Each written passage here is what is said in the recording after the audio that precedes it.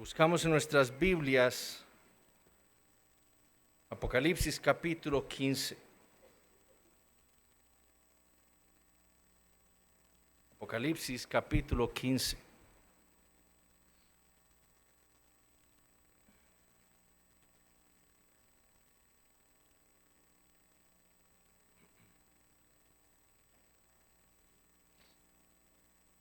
Amén. Dice así la palabra del Señor. Vi en el cielo otra señal, grande y admirable, 7 ángeles que tenían las 7 plagas postreras, porque en ellas se consumaba la ira de Dios. Vi también como un mar de vidrio mezclado con fuego, y a los que habían alcanzado la victoria sobre la bestia y su imagen y su marca y el número de su nombre, en pie sobre el mar de vidrio con las arpas de Dios. Y cantan el cántico de Moisés, siervo de Dios, y el cántico del Cordero, diciendo: grandes y maravillosas son tus obras, Señor Dios Todopoderoso. Justos y verdaderos son tus caminos, Rey de los santos.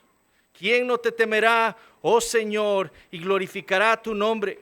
Pues solo tú eres santo, por lo cual todas las naciones vendrán y te adorarán, porque tus juicios se han manifestado. Después de estas cosas miré, y he aquí fue abierto en el cielo el templo del tabernáculo del testimonio. Y del templo salieron los 7 ángeles que tenían las 7 plagas, vestidos de lino limpio y resplandeciente, y ceñidos alrededor del pecho con cintos de oro. Y uno de los 4 seres vivientes dio a los 7 ángeles 7 copas de oro, llenas de la ira de Dios, que vive por los siglos de los siglos. Y el templo se llenó de humo por la gloria de Dios y por su poder, y nadie podía entrar en el templo hasta que se hubiesen cumplido las 7 plagas de los 7 ángeles. Esta es la palabra del Señor. El día de hoy, entonces, aquí en el capítulo 15, iniciamos nuestro estudio de la quinta visión del libro de Apocalipsis. Recordemos, especialmente para los que nos visitan desde hace muy poco, el libro de Apocalipsis está compuesto de 7 visiones paralelas. 7 visiones que detallan cada una de ellas el periodo de tiempo entre la primera y la segunda venida de Cristo, pero enfocándose cada una de ellas desde diferentes perspectivas este evento. Lo que cada una de estas visiones hace es presentarnos lo que será de la iglesia y del mundo entre esa primera y segunda venida del Señor. Algunas visiones enfatizan una cosa, otras visiones enfatizan otra, pero todas nos muestran lo que vendrá a los hombres con la segunda venida del Señor. Además, hemos visto cómo cada una de esas visiones va intensificando lo que será del juicio de Dios. En la primera visión, por ejemplo, en los capítulos 1 al 3, vimos que la venida del Señor será para juzgar a los apóstatas y recompensar a los que vencieran por la fe. En la segunda visión, en los capítulos 4 al 7, vimos que el día del juicio que viene con la segunda venida de Cristo será algo tan terrible y espantoso para los incrédulos que le dirán a los montes y a las peñas que caigan sobre ellos y los escondan del rostro que está sentado sobre el trono y de la ira del Cordero. En la tercera visión, en Apocalipsis 8 al 11, el juicio de Dios se nos presenta como el juicio de Dios sobre las naciones de manera de relámpagos, voces, truenos, un terremoto y grande granizo. Y en la cuarta visión, como vimos la semana pasada, la segunda venida de Cristo se nos presenta como la siega del trigo, es decir, como la salvación de los creyentes, y como la siega de las uvas, es decir, como la destrucción de los impenitentes de parte del Señor. Y esta quinta visión tiene el mismo propósito, es decir, Apocalipsis no nos está enseñando que van a haber 7 venidas del Señor Jesucristo, ni 2.5 como dice el dispensacionalismo.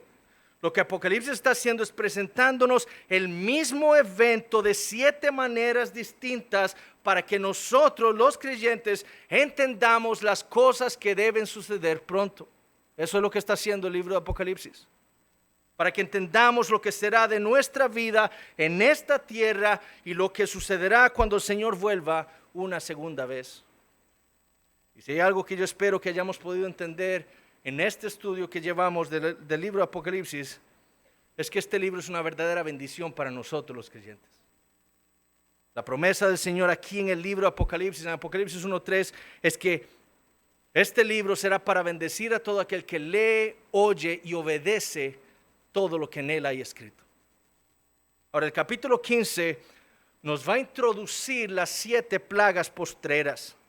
Es decir, como veremos a partir de la próxima semana, nos introduce el juicio de Dios que vendrá sobre la tierra y que culminará con la segunda venida de Cristo y la destrucción de todos aquellos que no se arrepintieron de sus pecados y más bien se aliaron y le entregaron sus vidas a la bestia en lugar de a su creador.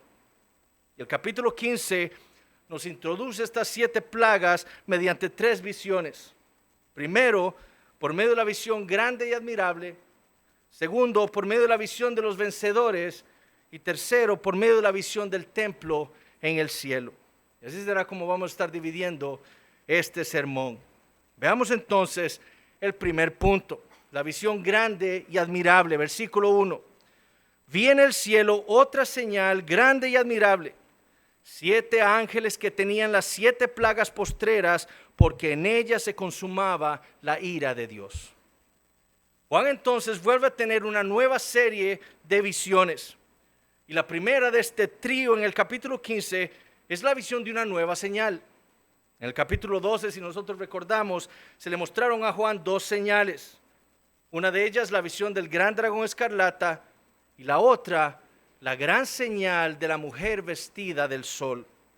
Bueno, aquí a Juan le fue mostrada otra señal. Y notemos la descripción que el apóstol nos brinda de esta señal. Dice, es grande y admirable. Es decir, esta señal es sumamente maravillosa. ¿Y por qué razón? Bueno, porque como veremos la próxima semana es en esta señal en la que se termina de expresar el juicio de Dios sobre el mundo. Ahora, ¿en qué consiste esta señal grande y admirable? Bueno, consiste en la visión de 7 ángeles que tenían las 7 plagas postreras. Esa es la visión. Niños, ese término postrera significa últimas. Es decir, estas son las últimas plagas. Y la manera en la que algunos han interpretado estas 7 plagas postreras es entendiéndolas cronológicamente. Es decir, entendiéndolas como las plagas que Dios traerá sobre el mundo justo antes de la segunda venida de Cristo y que vendrán cronológicamente después de las plagas que venían por los sellos y cronológicamente después de las plagas que vienen con las 7 trompetas. Es decir, los dispensacionalistas, por ejemplo, que interpretan el libro de Apocalipsis de una manera literal, interpretan esta visión cronológicamente. Ellos argumentan que los sellos, las plagas de los sellos, las plagas de las trompetas y las plagas de las copas son plagas que vienen cronológicamente, unas después de las otras. Primero los sellos, después las trompetas y finalmente, justo antes de la segunda venida de Cristo, las 7 plagas postreras de las 7 copas. Pero como veremos con más detalle la próxima semana, todas estas plagas, la de los sellos, trompetas y la de las copas, corresponden a visiones paralelas. Es decir, todas ellas ocurren en el mismo periodo de tiempo, entre la primera y la segunda venida de Cristo. Y como veremos la próxima, las plagas de las trompetas, por ejemplo, corresponden paralelamente a las plagas de las copas. Lo que pasa es que cada una de ellas va intensificando, como les dije, el juicio de Dios sobre el mundo. Entonces, así es como nosotros las debemos entender, no cronológicamente, sino como visiones paralelas, plagas paralelas las unas de las otras. Por esa razón es que son postreras. No porque sean las últimas en una serie cronológica de plagas que Dios va a enviar sobre un mundo incrédulo, ni porque en ellas se vaya a agotar la ira de Dios, sino porque, como dice al final del versículo 1, porque en ellas se consumaba la ira de Dios. Por eso son postreras. Literalmente, porque en ellas se completaba la ira de Dios. Ese término que se traduce en nuestra versión como consumaba es el mismo término que leímos en Apocalipsis 17, en donde hablando de lo que sucederá con el toque de la última trompeta, Dice, sino que en los días de la voz del séptimo ángel, cuando él comience a tocar la trompeta, el misterio de Dios se consumará, literalmente se completará, como él lo anunció a sus siervos, los profetas. Estas plagas son postreras entonces, porque como dice Maus, ellas completan las advertencias de Dios a un mundo impenitente. Todo lo que queda es el juicio final. Las plagas anticipan el derramamiento final de la retribución divina. Como dijo Smalley, porque ellas apuntan hacia el fin de los tiempos y nos llevan hasta él. Entonces, chicos, esta es la respuesta a la primera pregunta. Las 7 plagas no son las últimas en una serie cronológica de plagas, sino que son las últimas porque sirven como las últimas advertencias de Dios antes de que su juicio venga sobre los hombres. Por eso son postreras. Esa es la razón por la cual a Juan le pareció una gran señal admirable. Y es por esa razón que también lo fue para todos estos creyentes en Asia Menor. Porque lo que se les estaba anticipando a ellos con estas 7 plagas postreras era la inminencia de la segunda venida de Cristo, la inminencia del juicio de Dios y la inminencia del cumplimiento de su promesa de salvación para ellos. Pero también es porque eso que se le muestra a Juan una segunda visión en Apocalipsis capítulo 15, la visión de los vencedores, versículos 2 al 4. Vi también como un mar de vidrio mezclado con fuego, y a los que habían alcanzado la victoria sobre la bestia y su imagen y su marca y el número de su nombre, en pie sobre el mar de vidrio, con las arpas de Dios, y cantaban el cántico de Moisés, siervo de Dios, y el cántico del Cordero, diciendo, grandes y maravillosas son tus obras, Señor Dios Todopoderoso, justos y verdaderos son tus caminos, Rey de los santos. ¿Quién no te temerá, oh Señor, y glorificará tu nombre? Pues solo tú eres santo, por lo cual todas las naciones vendrán y te adorarán, porque tus juicios se han manifestado. Es difícil no leer esto con el ritmo del himno que cantamos. Inmediatamente después de que se le introducen a Juan aquellos 7 ángeles, se le muestra un mar de vidrio. Este mar ya le había sido mostrado al apóstol Juan después de que vio aquella visión en el cielo en Apocalipsis capítulo 4. Y lo que Juan vio en el cielo en Apocalipsis 4 fue lo siguiente. Y delante del trono había como un mar de vidrio semejante al cristal. Como vimos cuando estudiamos aquella visión en Apocalipsis 4, ese mar simboliza la majestad de Dios. Simboliza, como dijo Osborne, la santidad trascendente de Dios, que es la fuente de la adoración y que es el fundamento del juicio. Ese mar que vio Juan, cristalino como el vidrio, estaba manifestando entonces la infinita pureza y santidad de nuestro Dios. En Él no hay mancha, en Él no hay corrupción, Él es tan puro y claro como el cristal. Eso es lo que ese mar simboliza.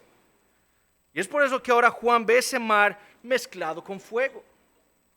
Porque este Dios que es santo y majestuoso es también un Dios justo, que debe ponerle fin a todo pecado cometido en su contra. ¿Y qué es lo que viene ahora? Las 7 plagas, el juicio de Dios. Por eso es que ahora este mar está mezclado con fuego.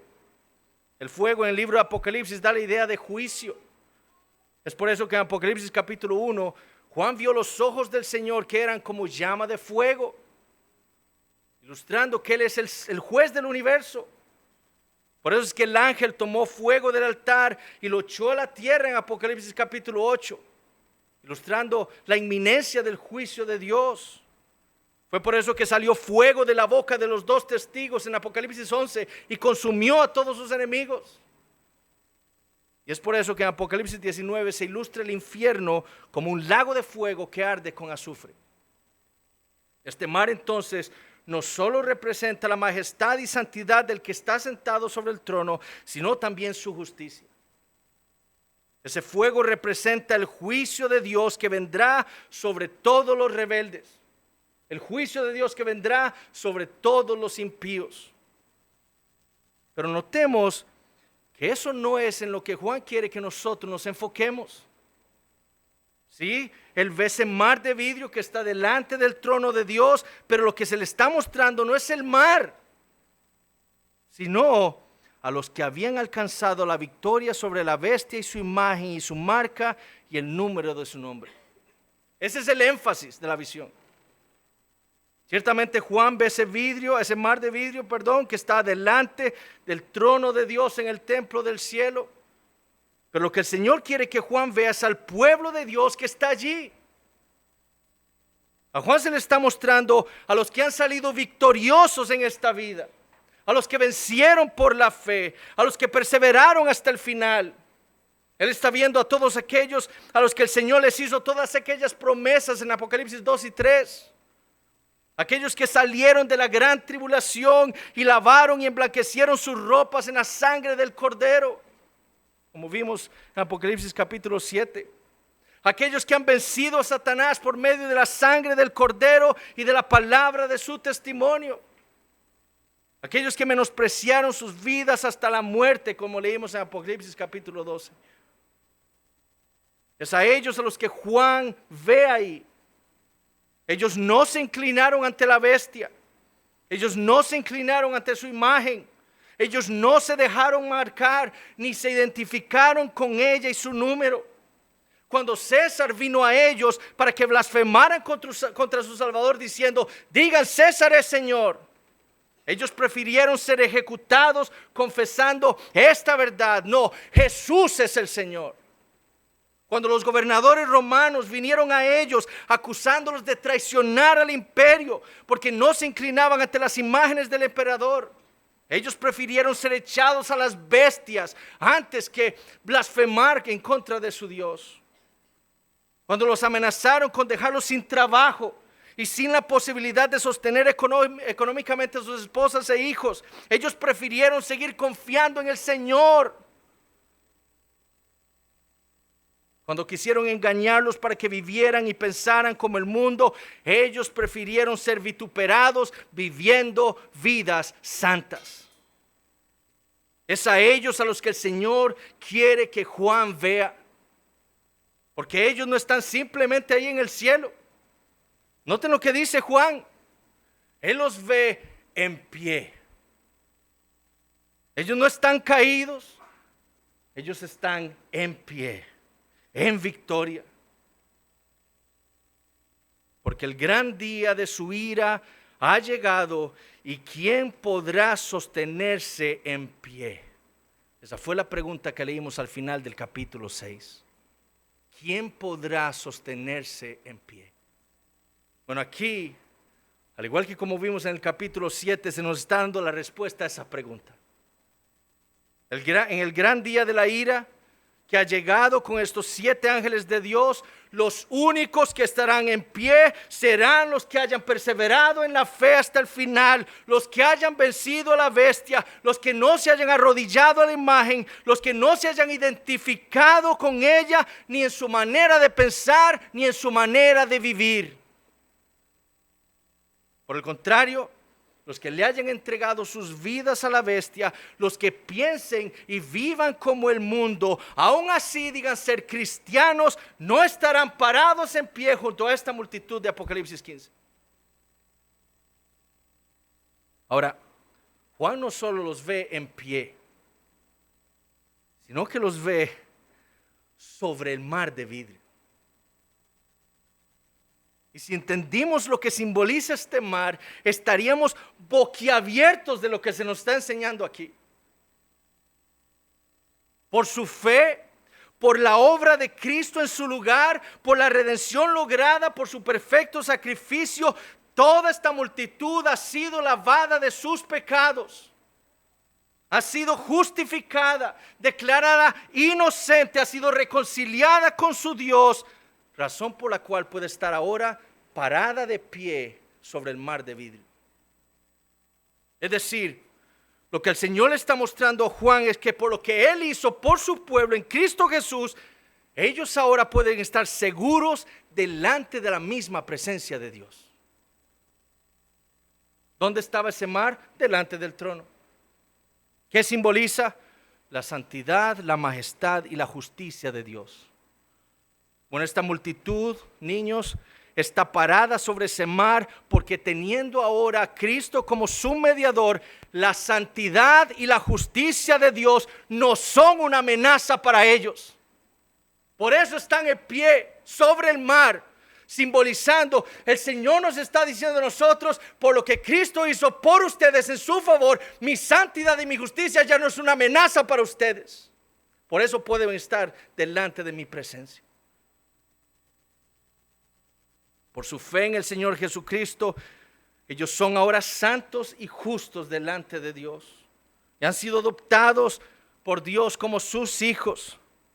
Esa es la razón por la cual pueden estar parados delante de su presencia sin ningún temor. Como dijo el autor de los Hebreos en Hebreos capítulo 10. Así que, hermanos, teniendo libertad para entrar en el lugar santísimo por la sangre de Jesucristo, por el camino nuevo y vivo que Él nos abrió a través del velo, esto es de su carne, y teniendo un gran sacerdote sobre la casa de Dios, acerquémonos con corazón sincero, en plena certidumbre de fe, con toda confianza. Gloria a Dios, mis hermanos, por nuestro Señor Jesucristo. Entendemos, mis hermanos, la gloria que nosotros experimentaremos por la gracia de Dios en nuestro Señor Jesucristo. Y podemos ver entonces lo que será de aquellos que no tengan a Jesucristo como su mediador. Ellos no podrán estar de pie sobre ese mar. Ellos están inmundos. Esa santidad y justicia de Dios es su peor enemigo. Ese mar de vidrio vendrá sobre ellos como olas de fuego para destruirlos por la eternidad, por su pecado, por su impenitencia. Qué gran noticia entonces debió haber sido esta visión para todos estos creyentes en Asia Menor que estaban perseverando en la fe. Ellos sabían que este mundo es pasajero, pero estaban más seguros aún de la mejor y perdurable herencia que ellos tenían ahora por la fe en el Señor Jesucristo en los cielos. Qué motivación para perseverar. Pero no solo estaban en pie, no solo estaban parados sobre el mar de vidrio, sino que Juan los ve con las arpas de Dios. Es claro que esta multitud está haciendo algo delante de la presencia de Dios. Ellos no están pasivos ahí sobre el mar de vidrio. Ellos están adorando a su Dios. Por eso es que Juan los ve con las arpas de Dios. Fue lo mismo que vimos en el capítulo 7, cuando vimos aquella gran multitud. Estaban delante del trono en la presencia del Cordero con las palmas de la victoria en sus manos, cantando a gran voz: la salvación pertenece a nuestro Dios que está sentado en el trono y al Cordero. Pero aquí Juan no los escuchó cantando eso. Pero es el mismo sentido. Juan aquí los escuchó cantando el cántico de Moisés, siervo de Dios. En el Antiguo Testamento tenemos dos cánticos de Moisés. El primero en Éxodo capítulo 15 y el otro en Deuteronomio capítulo 32. Lo más probable es que el cántico a que se esté refiriendo aquí el apóstol Juan sea el cántico en Éxodo capítulo 15. En Deuteronomio 32 el cántico, si ustedes lo leen, tiene que ver más que todo con el amor y el cuidado de Dios por Israel y el juicio que Él traería sobre ellos por causa de su rebeldía. Pero en Éxodo 15, Moisés, inspirado por el Espíritu Santo, escribe un cántico celebrando la grandeza de Dios al redimir a su pueblo de su gran enemigo Egipto. Y es meditando en esa gran redención que Moisés canta diciendo estas palabras, por ejemplo: ¿quién como tú, oh Jehová, entre los dioses? ¿Quién como tú, magnífico en santidad, terrible en maravillosas hazañas, hacedor de prodigios? Además, es más probable que sea este cántico en Éxodo 15, porque fue con las plagas que Dios libertó a su pueblo de Egipto. Las mismas plagas que vienen ahora en Apocalipsis capítulo 16, de las cuales Él salvará a su pueblo en el día final. Es por eso que este cántico es descrito como el cántico de Moisés, siervo de Dios, y el cántico del Cordero. Juan no está escuchando a esta multitud cantar dos cánticos diferentes, el de Moisés y el del Cordero. Gramaticalmente lo que Juan está diciendo es que escuchó a todo este coro de vencedores cantar el cántico de Moisés, siervo de Dios. Esto es el cántico del Cordero.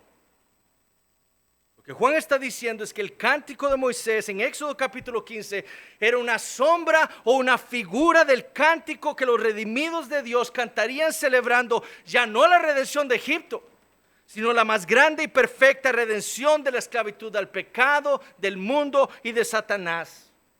El cántico de Moisés en Apocalipsis 15 es la celebración del pueblo de Dios del nuevo y más perfecto éxodo a manos del Cordero. Ahora notemos la letra de ese cántico. Grandes y maravillosas son tus obras, Señor Dios Todopoderoso. Justos y verdaderos son tus caminos, Rey de los santos. ¿Quién no te temerá, oh Señor, y glorificará tu nombre? Pues solo tú eres santo, por lo cual todas las naciones vendrán y te adorarán, porque tus juicios se han manifestado. El cántico, como vemos, es una colección de verdades acerca de Dios que encontramos a todo lo largo del Antiguo Testamento. Y en la primera parte del cántico, el pueblo de Dios exalta 4 perfecciones de Dios. Primero dice, grandes y maravillosas son tus obras. Esto es lo que el Salmo 111:2 afirma de las obras de Dios, especialmente de la obra de la redención de su pueblo. Es también lo que implica el cántico de Moisés en Éxodo capítulo 15. Pero de nuevo, ya no de su redención, sino de su juicio sobre sus enemigos. Cuando Moisés está meditando en el juicio de Dios sobre sus enemigos, él dice, grandes y maravillosas son tus obras. Fue él quien destruyó con 10 plagas a los egipcios. Fue él quien partió en 2 el mar. Fue él quien derribó los muros de Jericó. Fue él quien derrotó a todos los enemigos de Israel y metió a su pueblo a la tierra prometida. Pero también fue él quien le dio vista a los ciegos, oídos a los sordos, vida a los que estaban muertos en sus delitos y pecados, y los transformó de rebeldes a santos. Grandes y maravillosas son las obras de nuestro Dios, hermanos. Segundo, Él es el Dios todopoderoso. Él es el Pantocrátor en el original, el que tiene todo poder. Y eso es lo que afirmó el profeta Amós en Amós 4:13. Nuestra versión de las Escrituras en el Antiguo Testamento dice, Jehová, Dios de los ejércitos. Pero la Septuaginta, que es la versión griega del Antiguo Testamento hebreo, y que era la Biblia de Jesús y de los apóstoles, y la Biblia que usaba el apóstol Juan, dice, Dios Todopoderoso. 9 veces se usa ese título para Dios en el libro de Apocalipsis. Y lo que afirma es que solamente Él tiene el poder para hacer lo que quiera. Si Él decidió salvar a su pueblo, eso es lo que va a hacer. Si Él decidió castigar a los que se rebelaran contra Él, no hay nadie ni nada en el universo que lo pueda detener. Él es el Dios Todopoderoso. Tercero, justos y verdaderos son sus caminos. Esa es la verdad que cantó Moisés en Deuteronomio 32:4. Porque todos sus caminos son rectitud, Dios de verdad y sin ninguna iniquidad en él. Israel en los tiempos de Moisés no podía acusar a Dios de injusticia por haberlos castigado por sus pecados.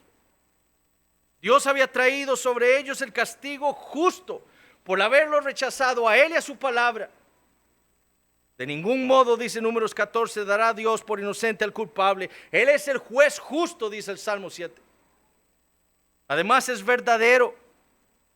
Por lo tanto, todo lo que Dios hace, todos sus caminos son verdad.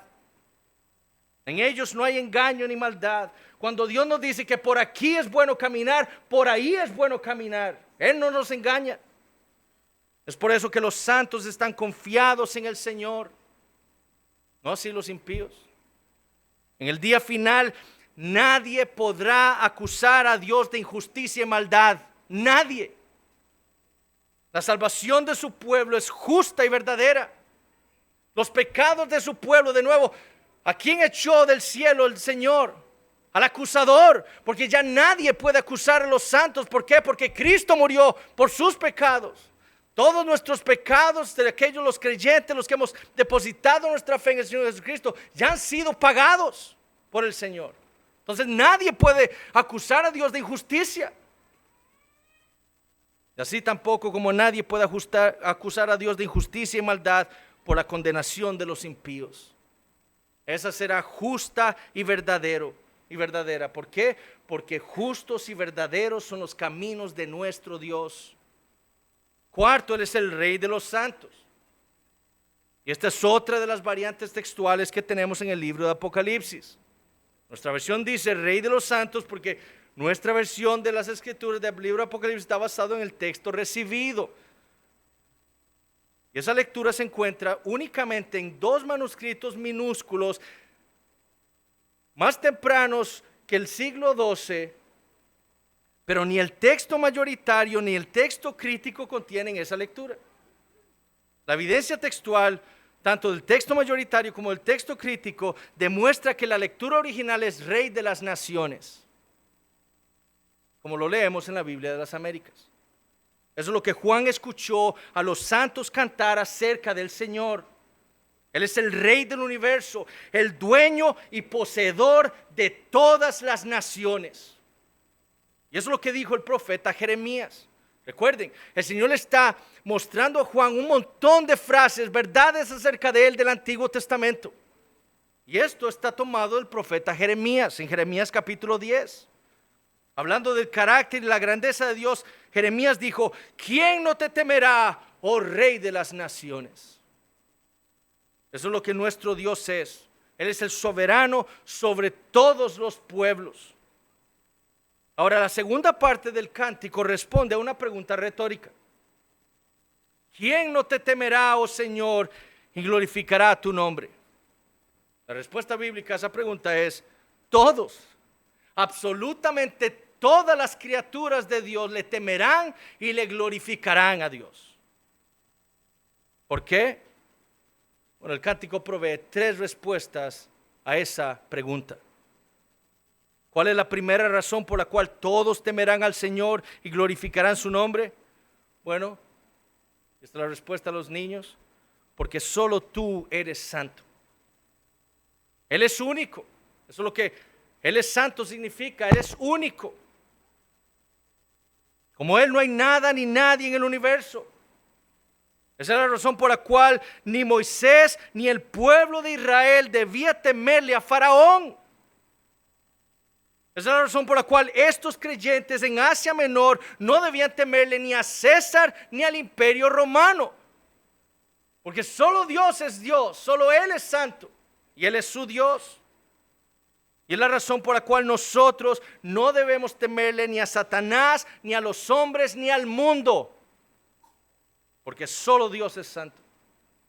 Los hombres, el mundo podrán quitarnos todo lo que tenemos. Hasta la vida podrán quitarnos. Pero el Dios santo puede echarnos a nosotros cuerpo y alma en el infierno. Por eso hay que temerle. Segunda razón, por lo cual todas las naciones vendrán y te adorarán. En el original esta frase inicia con la misma conjunción que la frase anterior. Hoti es la conjunción en el griego, que se traduce en la primera respuesta como pues solo tú eres santo. Es la misma conjunción. Por lo tanto, deberíamos traducir esta segunda respuesta con pues o con por qué. Es una causa. Entonces, ¿por qué debemos temer y glorificar a Dios? Porque todas las naciones vendrán y te adorarán. Esa es la segunda respuesta de por qué debemos temer y glorificar a Dios. Una de las verdades que el libro de Apocalipsis nos ha presentado es que Dios debe ser temido, reverenciado y glorificado, porque por su inmensa gracia y misericordia Él decidió salvar gente, como dice Apocalipsis 5:9, de todo linaje y lengua y pueblo y nación. Él decidió salvar un pueblo de entre todas las naciones. Como leemos en el Salmo 86, todas las naciones que hiciste vendrán y adorarán delante de ti, Señor, y glorificarán tu nombre, porque tú eres grande y hacedor de maravillas. Solo tú eres Dios. ¿Quién puede salvar un pueblo de entre todas las naciones? Solamente Dios. Por eso le tememos y le glorificamos. Eso es lo que Juan está escuchando. Y tercero, todos deben temer y glorificar el nombre de Dios porque tus juicios se han manifestado. El odio de Dios hacia el pecado, el desprecio de Dios hacia todos aquellos que se rehúsan a temerle, alabarle y glorificarle es tal que el mero conocimiento de esto debería llevar a los hombres a temerle y glorificarle. Sus juicios, todas estas plagas de las que hemos leído a todo lo largo del libro y que vamos a leer a partir de la próxima semana, son la revelación de la justicia de Dios, y es por medio de esos juicios que Dios está llamando a los hombres al arrepentimiento. La manifestación de estos juicios temporales de Dios en nuestras vidas, en nuestra sociedad, debería llevarnos a temer y glorificar el nombre de Dios. Esta es la maravillosa visión que le fue mostrada a Juan de los vencedores. De nuevo, qué motivación para estos creyentes para perseverar. Saber que un día, hermanos, saber que un día todos nosotros los creyentes estaremos delante de la presencia de Dios sin ningún temor de la justicia y santidad de Dios, porque nosotros somos justos y santos. Por lo que Dios ha hecho por nosotros en Cristo Jesús, debe llevarnos a nosotros a perseverar en la fe. Un día estaremos nosotros delante de Dios adorándole por la eternidad, con el pleno conocimiento de quién es Él. El Dios todopoderoso, santo, justo, verdadero.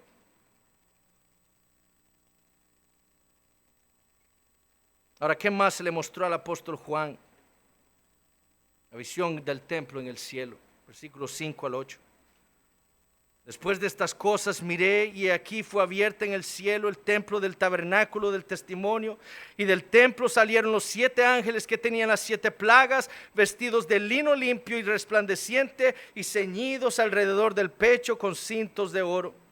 Y uno de los 4 seres vivientes dio a los 7 ángeles 7 copas de oro, llenas de la ira de Dios, que vive por los siglos de los siglos. El templo se llenó de humo por la gloria de Dios y por su poder, y nadie podía entrar en el templo hasta que se hubiesen cumplido las 7 plagas de los 7 ángeles. Juan entonces se le muestra el templo de Dios en el cielo. Notemos cómo lo describe: el templo del tabernáculo del testimonio. ¿Qué está haciendo alusión aquí con esa descripción? Bueno, no solo al tabernáculo o al templo de Dios en el Antiguo Testamento, en donde estaba la misma presencia de Dios con su pueblo, sino también a las tablas del testimonio, a los 10 mandamientos que estaban dentro del arca, que estaba dentro del lugar santísimo. En el Antiguo Testamento, tanto el lugar santísimo como el arca eran llamados el testimonio. Eso lo leemos en Éxodo 16. Bueno, lo que se le está mostrando a Juan es que lo que está por venir con estos 7 ángeles, con las 7 plagas postreras en el versículo 1, no es un capricho de Dios. Estas 7 plagas no son un capricho de Dios. Dios no va a castigar a los impíos simplemente porque se le antojó castigarlos. El juicio de Dios vendrá sobre los incrédulos porque ellos han quebrantado el pacto de Dios. Así como su padre Adán, ellos desobedecieron a su creador. La evidencia, ellos quebrantaron los mandamientos de Dios que están en el templo del tabernáculo del testimonio. El testigo en contra de estos impíos es la ley de Dios, los 10 mandamientos que están simbólicamente hablando dentro del tabernáculo del testimonio en el cielo. Eso es lo que está diciendo Juan, eso es lo que está viendo. Es por eso que Juan ve salir del templo, es decir, de delante de la presencia de Dios, a los 7 ángeles. La ley ha dado testimonio de que los impíos son culpables. Por eso es que Dios envía fuera de su presencia a estos 7 ángeles con una misión. Y notemos cómo andan vestidos de lino limpio y resplandeciente y ceñidos alrededor del pecho con cintos de oro. En Daniel capítulo 10, el profeta vio un ángel vestido de lino y ceñido en sus lomos con oro de Ufaz. Lo mismo leemos del ángel en Ezequiel capítulo 9. Lo que esas ropas están simbolizando es que estos ángeles están preparados para el ministerio para el Señor, para ejercer ese ministerio que el Señor les ha encargado a ellos. Sus ropas indican que ellos están listos para cumplir como sacerdotes las órdenes del Señor. ¿Y cuáles serán esas órdenes?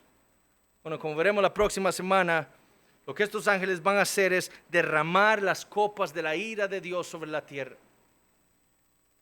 Fue por eso que uno de los 4 seres vivientes les da una copa llena de la ira de Dios a cada uno de estos 7 ángeles. La ira de Dios que sobrecogió a los moradores de la tierra en Apocalipsis capítulo 6. La ira de Dios que cayó sobre las naciones en Apocalipsis capítulo 11. Y la ira de Dios que fue bebida pura y sufrida por los que adoraron a la bestia en Apocalipsis capítulo 14. Esta es la ira del Dios que vive por los siglos de los siglos. Es decir, este juicio, este castigo de Dios no será algo temporal ahora. Como Dios es eterno, así mismo será el castigo de los impenitentes en el día final. Así como fue la ofensa a la santidad infinita de Dios, así mismo será el castigo para los pecadores. Será por los siglos de los siglos. Pero finalmente notemos que en el momento en que salen los 7 ángeles del templo, el templo, dice, se llenó de humo. El mismo humo que llenó el tabernáculo y el templo cuando la gloria de Dios vino a él. El mismo humo fue el que vio Juan. Lo que se le está mostrando al apóstol es que en esos juicios la gloria de Dios será vindicada. De nuevo, el juicio de Dios manifiesta la grandeza de nuestro Dios. Solo Él puede ser el juez, porque solo Él tiene el poder. Pero también vemos que ese juicio de Dios es irreversible. Y esta es la última respuesta a la pregunta de los chicos.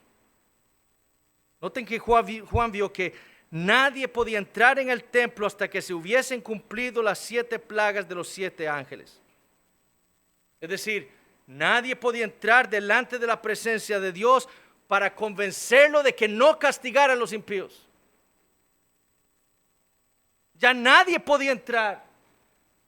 Dios estaba decidido a castigar. La hora del juicio había llegado. Las uvas ya estaban maduras. La maldad de los impíos había llegado hasta el colmo.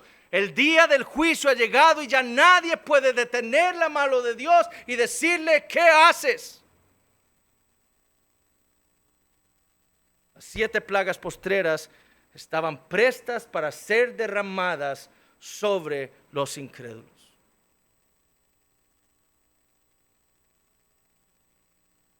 ¿Quién entonces podrá sostenerse en pie? Esa es la pregunta que yo quiero que nos hagamos en esta noche. En aquel día, ¿estaré yo en pie delante de la presencia de mi Dios?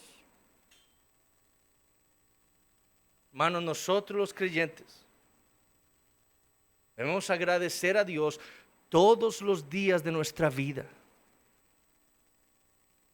Porque por su gracia, y únicamente por su gracia, nosotros, por lo que Cristo hizo por nosotros, por la justicia de Cristo que nos ha sido dada, un día estaremos delante de nuestro Dios.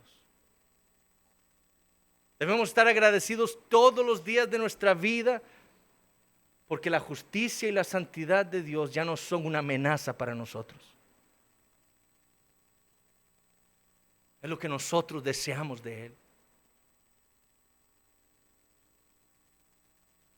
Pero usted que está sin Cristo, examínese usted mismo. usted no está perseverando en la fe, examínese y tema. Porque en aquel día usted no se sostendrá en pie delante de Dios, sino que usted sufrirá su juicio, su castigo, la destrucción de Dios por causa de su maldad.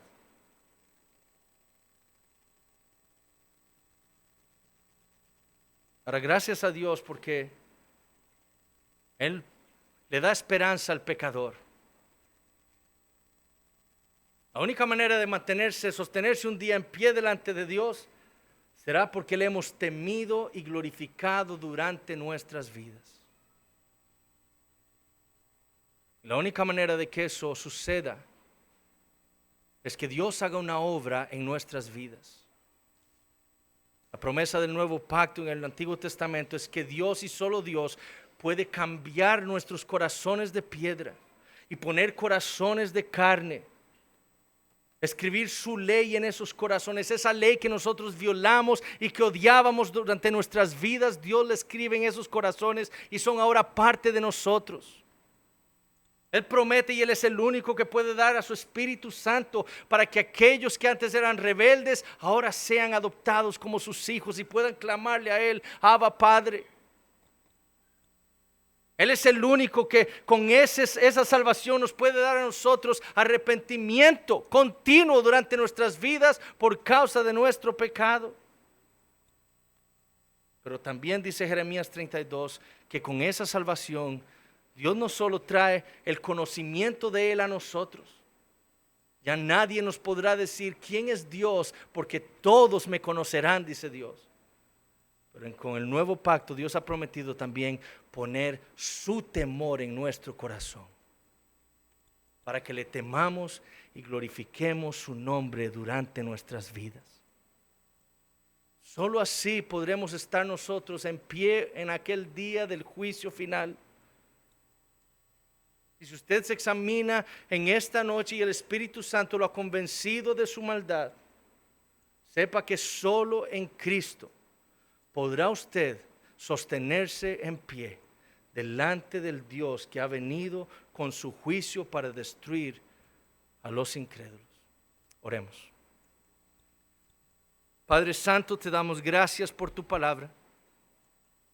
Te damos gracias, Señor, por la bendición de este día de reposo, en el cual nos has nutrido con tu palabra. Nos has hablado, Señor, el día de hoy. Y te pedimos, Señor, que tu Espíritu Santo aplique todo lo que hemos escuchado y leído en este día a nuestros corazones.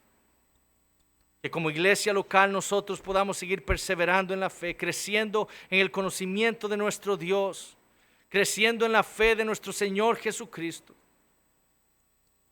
Y que lo hagas para la gloria tuya, Señor. Y Padre, pedimos por los niños y los adultos entre nosotros, aquellos que aún no han creído el Evangelio, para que tú tengas misericordia de ellos, porque tú no solo eres un Dios santo, justo, eres un Dios lleno de gracia y misericordia.